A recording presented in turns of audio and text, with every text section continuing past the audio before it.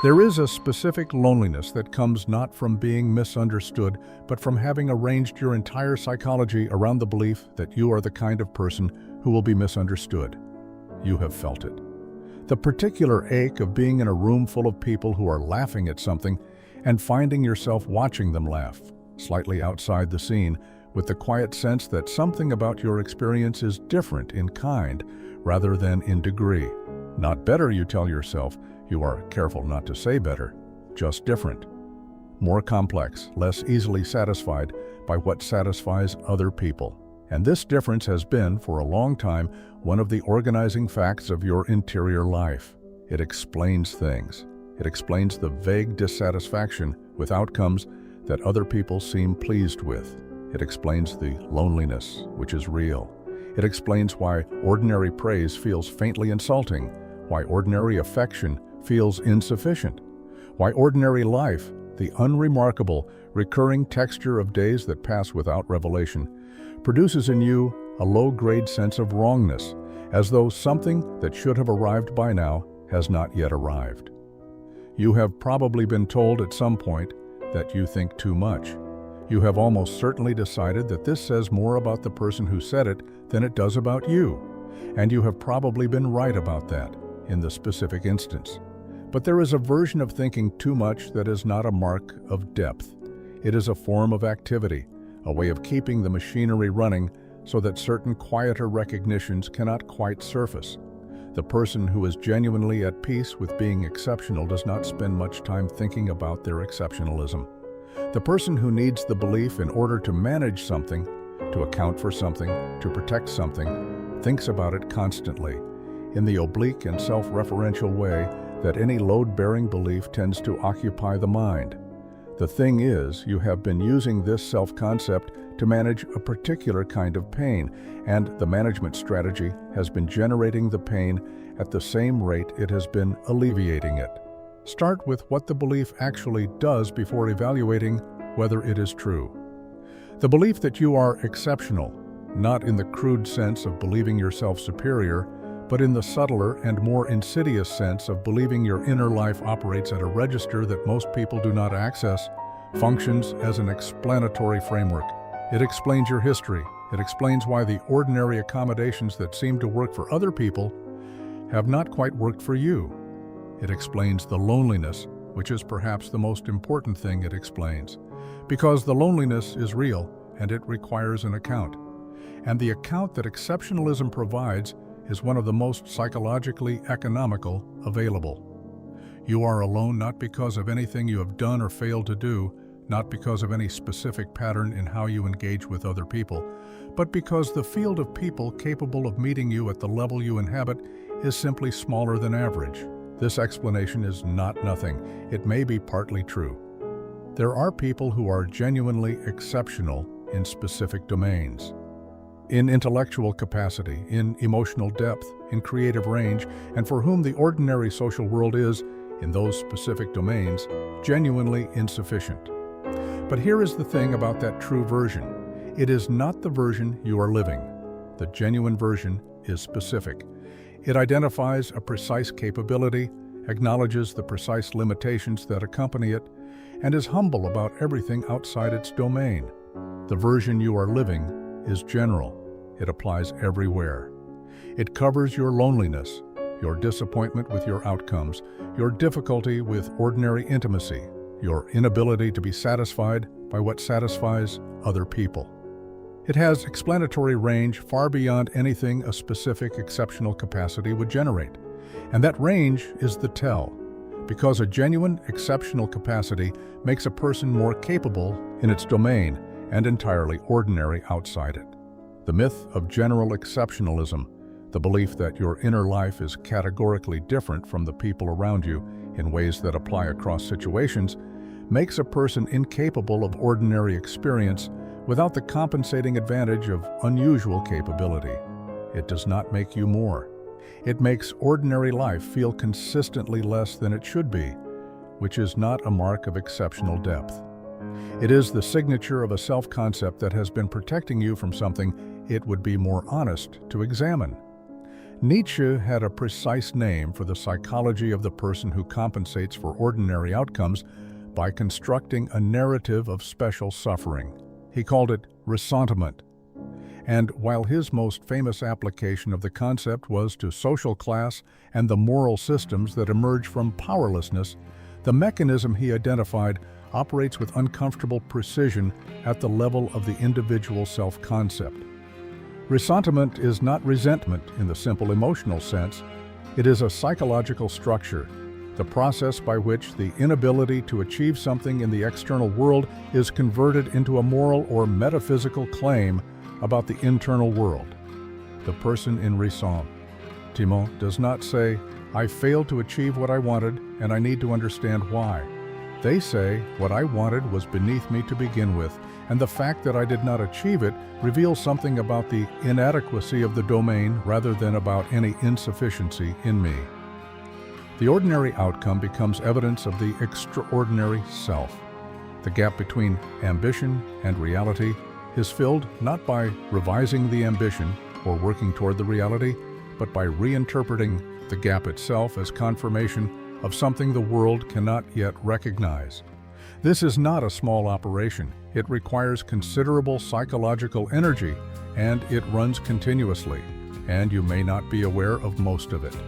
Every ordinary disappointment, the project that did not land, the relationship that did not reach the depth you imagined, the achievement that felt smaller than it looked from the outside, requires the machinery of exceptionalism to process it without producing the raw conclusion that the problem might be something you could actually address.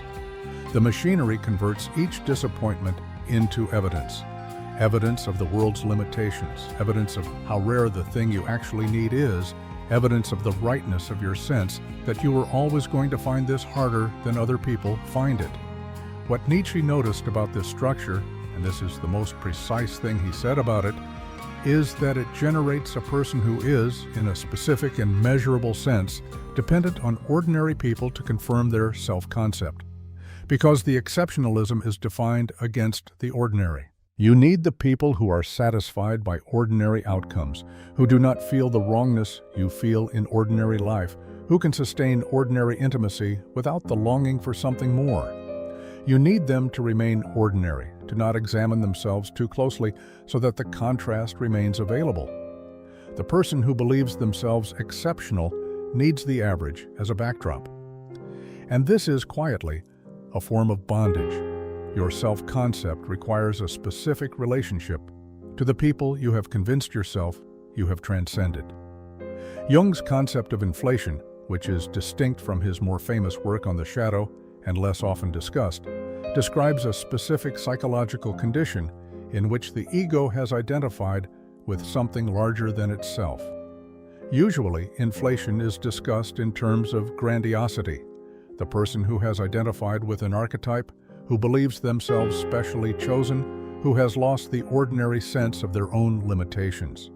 But there is a subtler form of inflation that does not require grandiosity in the obvious sense. It requires only the persistent identification of the self with a significance that ordinary evidence does not quite support. The person addressed here is in a state of this subtler inflation. They have not claimed to be a genius or a prophet. They have done something more sophisticated and more difficult to examine.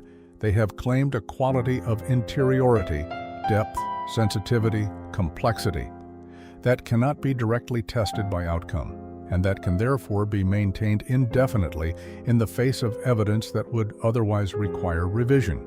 You cannot directly test whether your inner life is more complex than average. You can only observe your outcomes, your relationships, your capacity for ordinary satisfaction, and then either take those observations as data about what is actually happening or pass them through the machinery of exceptionalism that converts them into confirmation of something the observations cannot reach. The inflation is maintained by a very specific avoidance. The avoidance of direct comparison. Not comparison in the social media sense. You may do plenty of that, and it may produce tremendous suffering. I mean comparison at the level of actual capability. The examination of what you can actually do in specific domains, relative to other specific people working in those domains, with the kind of rigor that would allow you to distinguish genuine exceptional capacity from the felt sense of it. This examination is almost never conducted, because it risks the one outcome the self-concept cannot accommodate, the discovery that the depth and complexity are, in fact, ordinary, that the interiority you have been so carefully protecting is roughly similar to what most reflective people experience, and that the loneliness it produces is not a mark of its profundity, but a consequence of having organized your life around a belief that makes ordinary connection feel insufficient. Think about the last time someone described a struggle that was close to one of yours, not identical, close, and notice what happened in you in that moment. There was probably something that functioned like recognition, followed almost immediately by a quiet qualification. Yes, but not quite like mine. Their version was simpler, more legible. The suffering you've experienced has an interior dimension that their account didn't reach, a layer that the description flattened. And so the moment of potential commonality became, instead, another data point for the exceptionalism. Evidence that even in the territory of shared difficulty, your version operates at a register theirs did not. This is not a conscious operation, but it is a constant one. And what it does over time is seal you inside a self-concept that no encounter with another person can penetrate, not because the people around you are insufficient, but because the apparatus for receiving them is calibrated to find them so. Every point of genuine contact gets processed through the comparison and comes back slightly reduced. You are left always with something that was almost the thing you needed, which is lonelier than needing something no one has ever offered, because it means the thing is close and you keep not quite being able to take it. Camus argued that one of the primary strategies human beings use to escape the absurd, the irreducible tension between the human demand for meaning and the universe's silence in response, is what he called philosophical suicide. Not literal death, but the decision to resolve the tension by appeal to something that transcends it: God, progress, the arc of history, the essential specialness of one's own consciousness. These are moves that make the confrontation with the absurd tolerable by making it false. They provide a resolution that the actual structure of the situation does not support. The myth of personal exceptionalism is one of the more elegant forms of philosophical suicide available, because it does not require an external referent. You do not need God or history. You only need your own sense of yourself as someone for whom the ordinary rules do not quite apply, as someone whose story has a shape that most people's stories do not have, whose suffering is more meaningful, whose eventual recognition is more inevitable.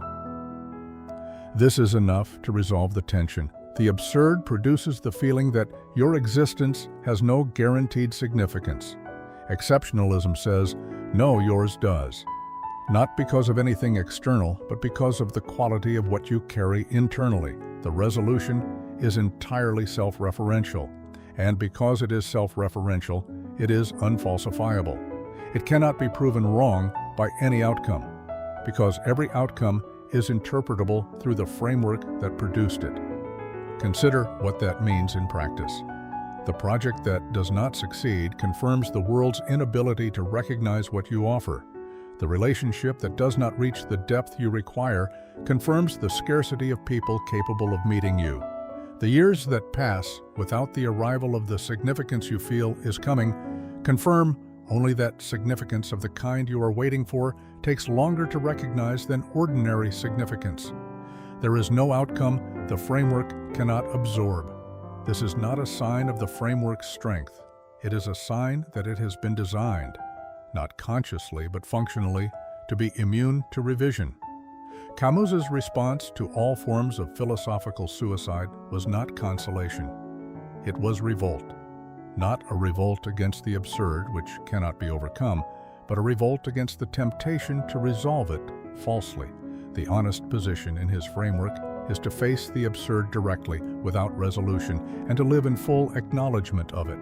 To accept that your existence has no guaranteed significance without deciding it therefore has none, and without inventing a significance that insulates you from the recognition that you cannot be certain. What this means for the person addressed here is not comfortable to say.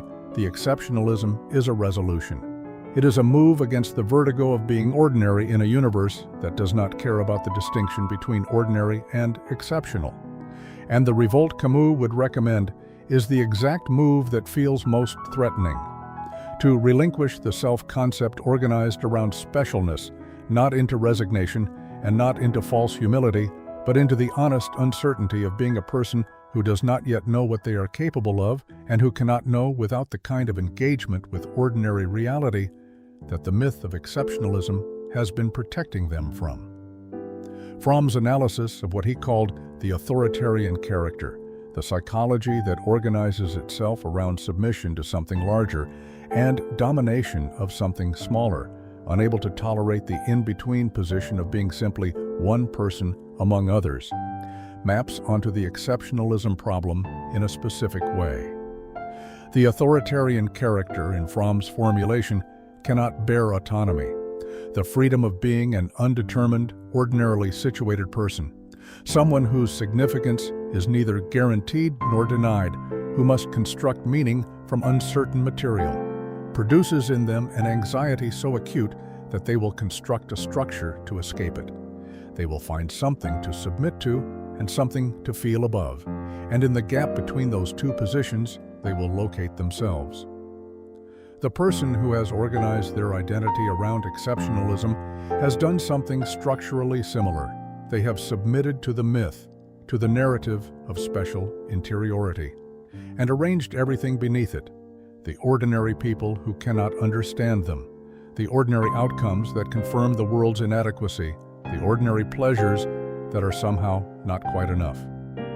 The myth is what they have submitted to. Everything ordinary is what they are above. And the gap between those two positions is where they live, which is not a habitable place. It is a place organized entirely around distance, around the maintenance of a distinction, around the constant management of the ordinary, so that it cannot close in and reveal itself as the actual texture of human experience, which it is. What Fromm thought the escape from this structure required was not a better ideology or a more accurate self-assessment. He thought it required something that sounds simpler than it is, the capacity for genuine encounter with another person, not a person who reflects your exceptionalism back to you, not a person you have carefully selected because they seem to operate at the register you believe yourself to occupy, but an ordinary person in their full ordinary specificity, encountered without the organizing framework of comparison. Fromm called the capacity for this kind of encounter love in the active sense, not love as feeling, but love as orientation, as the discipline of attending to what is actually present rather than to what you have decided is there. The person who believes themselves exceptional cannot quite do this. Every relationship passes through the framework. Every person is assessed for whether they are capable of meeting the exceptionalism, and most of them are found insufficient, and the insufficiency confirms the loneliness, and the loneliness confirms the exceptionalism, and the structure turns frictionlessly, without producing anything except more of itself. Here is the uncomfortable application, the place where this reaches somewhere you may not have expected it to. The loneliness you carry is real. This needs to be said before anything else, because if you hear the argument about exceptionalism as a dismissal of the loneliness, you will dismiss the argument. The loneliness is genuine. The experience of not quite connecting, of being in relationships that feel one layer short of the depth you need, of watching other people seem to find in ordinary life something that you cannot locate, that is real, and it is not a delusion. But consider for a moment the mechanism by which it is sustained.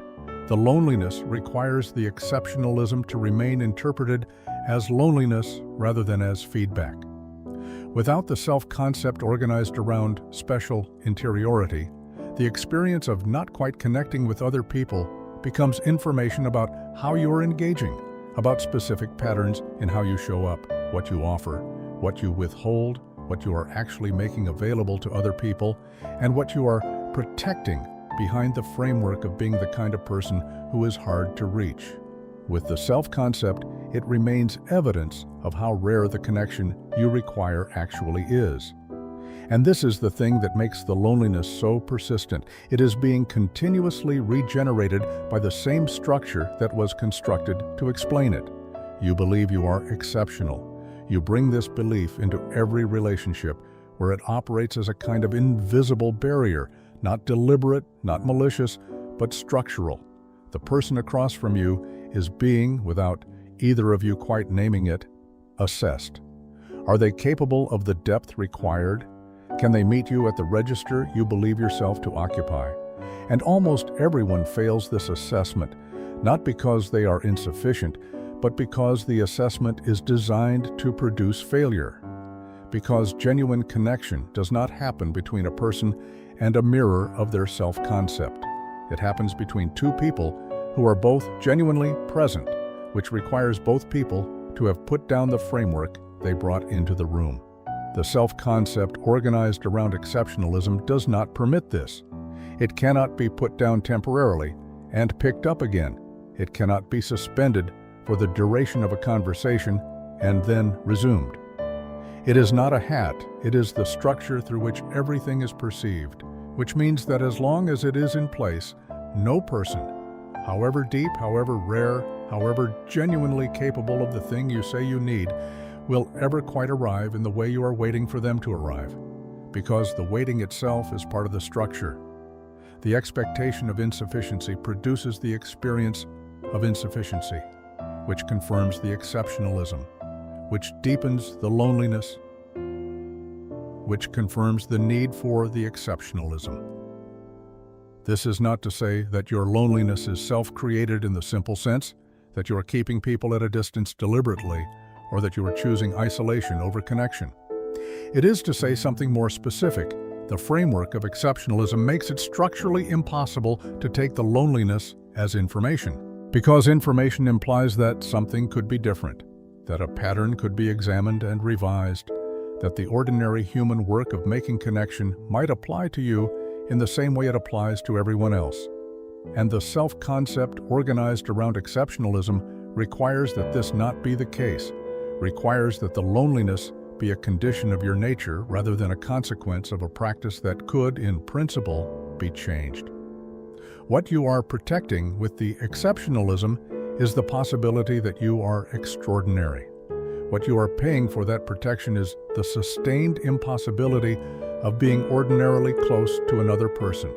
Epictetus had a habit, unusual for an ancient philosopher, common among Stoics, of addressing his students in terms that were almost rude. He would tell them directly that they were confusing what was in their control with what was not, and that this confusion was the source of everything they were suffering from.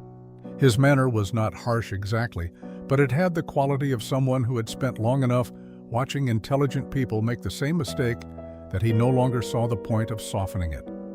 What was in your control in his framework was your judgment and your orientation. What you choose to make significant, what you choose to treat as a threat, how you choose to respond to what actually happens. What was not in your control was outcome, reputation, the assessments other people make of you, and this is the one that applies most precisely here, what you actually are in any objective sense. You cannot control whether you are exceptional. You can only control what you choose to attend to, how you choose to engage, and whether you are willing to submit your self-concept to the examination of actual experience rather than protecting it from that examination indefinitely. Epictetus was a former slave. He had spent the formative years of his life in conditions specifically designed to strip him of any claim to exceptional status. Conditions in which his body was not his own, his time was not his own, his fate was not his own. And what he developed in those conditions was not exceptionalism. He developed the precise opposite, a philosophy organized around the radical sufficiency of what was actually in his control and the radical irrelevance of everything outside it. He could not claim special status. He could only choose how to hold what was happening to him. And he found, in that choice, which anyone could make in any circumstances, a kind of sovereignty that no external condition could remove. The belief that you are exceptional is a judgment about something not in your control, organized around the hope of an outcome. Recognition, the eventual arrival of the connection and significance you feel is owed. That is also not in your control. Orienting your entire psychology around something outside your control is, in Epictetus's formulation, the fundamental error, not because it is arrogant or untrue, but because it systematically directs your attention away from the domain where something could actually change. Marcus Aurelius understood this at a scale most people cannot imagine. He governed an empire for nearly 2 decades, a position in which every structure of his world confirmed his exceptional status, in which the machinery of power existed to remind him every day that he was not ordinary. And he fought this privately in his journals, not because he thought himself ordinary in the simple sense, but because he understood that the self-concept organized around exceptional status produces a person who cannot actually govern well, cannot actually serve well, cannot actually love well, because they have lost the capacity to encounter what is actually there rather than what the self-concept requires to be there. He returned again and again to the same correction. You are made of the same material as everyone else. The quality of attention to what is actually in front of you, not the scale of what you achieve, not the rarity of your inner life, is what makes a life worth accounting for. What is in your control is whether you treat the next ordinary conversation as an opportunity to actually show up rather than as an audition for the level of connection you deserve. Whether you allow the ordinary texture of daily life to be what it is, not the stage for an exceptional story, but the actual material of a human existence, available to everyone. The specific relief available in this argument, and there is relief, even though nothing in it has been warm, is this: the loneliness that the exceptionalism produces is not your nature. It is not a permanent feature of your inner life, the price of an extraordinary consciousness that cannot find its match. It is a consequence of a framework that you have been using to protect yourself from the vertigo of being an ordinary person in an uncertain world, and frameworks are revisable in a way that nature is not. What the revision does not produce is resolution. The Camus who recommended revolt against false resolution was not promising that the revolt would feel like arriving somewhere. He was saying only that it would be honest, that the experience of your life without the distortion would be the actual experience, which is different from the managed one and closer to what is real. What you are is a person who has been using exceptionalism to metabolize the ordinary grief of existence, and who has, in the process, made the ordinary grief much worse than it needs to be by insisting that it is the special grief of an exceptional consciousness rather than the common weight that every person carries in their own specific form, without that being evidence of anything except being alive. There is a particular thing that happens when someone gives up exceptionalism. Not when they decide to give it up, the decision is not the thing, but when they actually encounter another person without the assessment framework running in the background, and find that the encounter produces something real, something that does not confirm their specialness and does not confirm their ordinariness, and does not need to do either. Something that is simply the actual presence of another person who is, like you, carrying their specific version of the common weight. The problem is that by the time this happens, if it happens, you will not recognize it as the thing you were waiting for. It will not feel like the rare and exceptional encounter you have been holding space for.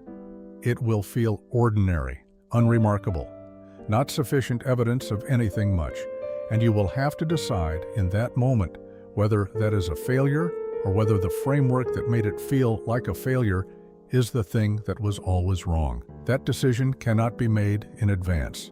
It can only be made in the moment when the ordinary thing is actually in front of you and everything you have built is telling you it isn't enough, and you have to choose whether to believe it.